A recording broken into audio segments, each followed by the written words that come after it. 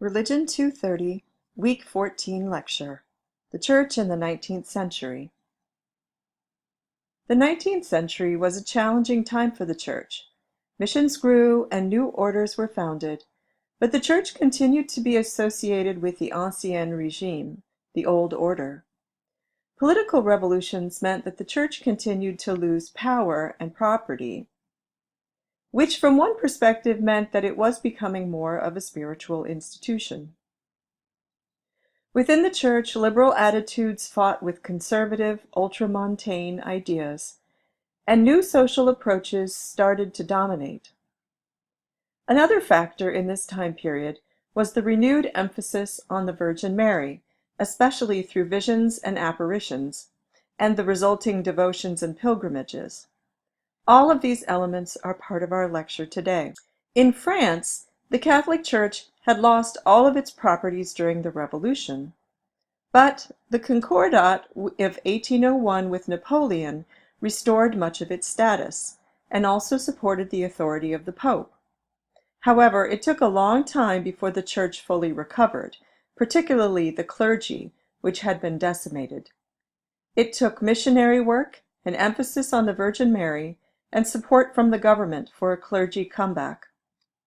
However, problems continued, especially from the middle classes, who tended to see the Church as the bastion of the wealthy and as opposing Republican ideals. Eventually, as more public and governmental support for the Church was withdrawn, by 1905, the split between Church and state was complete in France. Church property was confiscated. About half of its priests left either the country or the priesthood. But the upside was that the Church was now autonomous, with the government no longer appointing bishops. Similar problems were occurring in Germany, where, although devotion to Mary was strong and ultramontanism was growing, that is, the idea that the Pope was the main focus of the Church, the government passed laws in favor of Protestants and against Catholic interests. In the 1830s, the government passed laws requiring the children of mixed marriages to be raised Protestant. And a mixed marriage, and we don't talk about that so much anymore, but it used to be a mixed marriage was between a Protestant and a Catholic. And they arrested the Archbishop of Cologne when he rejected the idea. In the 1870s, the Chancellor of Prussia, Bismarck, launched what was called the Kulturkampf, or the cultural fight, against the power of the Pope and the Catholic Church. While in Imperial Germany, a law was passed which made it a crime for any cleric to discuss public issues in a way that displeased the government. Nearly all Catholic clergy and many lay people rejected these new laws and ended up imprisoned, exiled, or fined. With a new pope and strong voter reaction, Bismarck changed his tune. Along with these political difficulties, the social and economic problems of the era also intruded on the Church. The development of social Catholicism was an attempt to deal with the massive problems created by industrialization, urbanization, pauperism, that is, increasing poverty and people living who are homeless and very poor, and the new stratification of classes. Social Catholics believed in the possibility and the moral necessity of improving social conditions, and it was a reaction against laissez-faire, the belief that government intervention would be a problem for competition and the proper functioning of economic laws. There were Catholic socialists who were working for new political and economic structures. The liberal Catholic Frédéric Ozanam founded the Society of St. Vincent de Paul to care for the poor and for children, to train apprentices and servants. But social Catholics were not typical of Catholics as a whole. Under Pius IX, who was Pope for 31 years, the trend was to focus on orthodoxy and the power and centrality of the Pope. The ultramontane position was that there was a dichotomy between the Catholic Church and the outside world. Catholics should be separated from the world, and so Catholics generally began to show an increasing sense of dependence on the Holy See, and not simply in matters of faith and morals. They developed a strong personal loyalty to the Pope, seeking his guidance and direction in all areas of human activity. And the Pope obliged, especially through founding new publications like the Osservatore Romano in 1816, so that Catholics could keep up on his opinions and attitudes. The number of bishops and pilgrims who traveled to Rome increased, as well as the number of priests and seminarians in Roman colleges. Pius appointed cardinals and bishops favoring these attitudes, and gave out many honorary titles. Even the declaration of the doctrine of the Immaculate Conception in 1854 was an example of increasing papal authority, and a direct move toward papal infallibility, which we see at Vatican I in 1870, and you heard about that last week. It wasn't until there was a new pope in 1878, Leo XIII, who was pope till 1903, that the approach of the hierarchy began to change. Leo was able to negotiate with Bismarck, for example, and was somewhat more open to scholarship, unlike Pius, who thought that Catholic scholars did not have academic freedom, but were beholden to ecclesiastical authorities. He couldn't deal with growing nationalism in Italy, which is why anti-clericalism and anti-Catholicism was also growing there. But he was far more able to directly approach social and economic problems, and in his encyclical Rerum Novarum of 1891, he strongly condemned unrestricted capitalism, individualistic liberalism, and revolutionary socialism. Private property was still a right, but government should intervene to safeguard the spiritual and material interests of the workers, who should be paid a family living wage, not a wage just dictated by economic pressures. Workers had the right to form associations, and Catholics were encouraged to form Catholic unions and organizations. The encyclical recommended reforms rather than radical change, but it was a watershed moment in social Catholicism. But not all of what was happening in the Church in the 19th century was politics, or even about economic or social problems. One other major element of Catholic life in this time period had to do with Marian apparitions, and a revival of the cult of miracles, relics, and saints.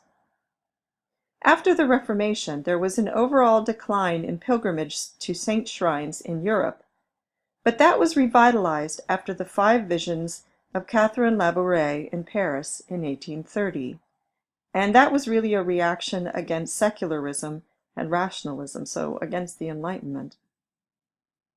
In 1830, the Parisian nun Catherine Labouré claimed to have been visited by the Virgin Mary after eating a small piece of cloth that belonged to Saint Vincent, the founder of her order, the Daughters of Charity. This event struck a deep chord in French society and inspired an outpouring of Marian devotion. It was the first Marian apparition in almost 300 years, since Juan Diego's vision of Mary as Our Lady of Guadalupe in 1531, and it inaugurated the modern era of Marian apparitions. In fact, the Mary in Labourè's visions announced her own birth as free from sin, which gave great impetus to the declaration of the dogma of the Immaculate Conception, which was coming up in just a couple of years. Then in 1832, commemorative medals depicting Labourè's vision were created. According to Mary's own command, that's what she had told Catherine she should do. And these medals were credited with saving people from a cholera epidemic and bringing many people to convert, and they're called the Miraculous Medal, and you can still buy these today. So the Marian century, as it's called, which was from about 1850 to 1950, saw the naming of 2 doctrines about Mary: her Immaculate Conception in 1854 and her Assumption into Heaven in 1950. But in fact, the Marian century really hasn't stopped. Apparitions and visions of Mary continue unabated around the world, and there's still a lot of interest in that. And I should just say, too, that these two beliefs, that Mary was immaculately conceived and that Mary was assumed into heaven, either at her death or after her death. That part hasn't been determined. But anyway, these two ideas go back very far in church history. It was just up until 1854 and then 1950, there was debate, or debate was possible on these matters, and not everyone, in fact, believed that either of these things, were necessarily true. But once they were declared dogma by the Pope, that meant at that point then it was required for all faithful Catholics to believe that Mary was immaculately conceived by her mother. So this doesn't have to do with Jesus. This has to do with Mary being conceived. And then that either right at the moment of her death or after her death, she was taken up into heaven, body and soul, and she resides there. So those two beliefs are now required for Catholics. In 1854, Pope Pius IX declared the teaching that Mary was conceived and born free from any taint of sin. That's why it's called immaculate. Now, this, as I said, was something that people in the church had believed for a long time, but it had also been a cause for much theological bickering, especially between Franciscans, who supported it, and the Dominicans, who opposed it. And they opposed it because Thomas Aquinas had not believed it. But the Pope declared this official statement, and a few years later in Vatican I, it was declared that the Pope could indeed make such a declaration, that is, that he could speak infallibly on matters of faith and morals, but he had already declared that dogma, so that was a little bit after the fact. But anyway, the dogma was confirmed by the most famous Marian apparition of all, to Bernadette Soubirous in Lourdes, France. In 1858, Bernadette went out with her sister and friend to collect wood. Falling behind her companions, Bernadette stopped to rest in a grotto near the Gave de Pau River. There she claimed to see the radiant figure of a young girl who, over the course of 18 such appearances, declared herself to be the Immaculate One conceived without sin, and she told Bernadette to build a chapel on the site of a hidden underground spring. Part of a wave of similar apparitions that swept across Europe involving young girls in rural areas who claimed to be conduits for warnings about the poor moral state of society, Lourdes became an international pilgrimage site for millions who believed that its waters have healing powers. It has also become a focal point of attack for those who criticize the Church for promoting superstition. However, very few of the now hundreds of apparitions since Lourdes have actually been approved by the Church. Many are labeled as undetermined, with some positively identified as false and then suppressed. Of the more than 1,500 visions of Mary reported around the world in the last century or so, fewer than 20 cases have received official approval, and these are some of the ones that are approved.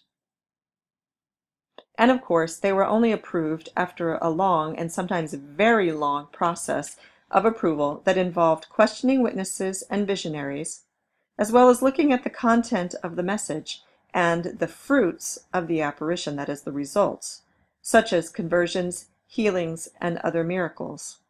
But even these apparitions that are declared to be true are not required belief for the faithful. So Catholics don't necessarily have to believe that Mary appeared in these different visions, and it's not a dogma that she appeared.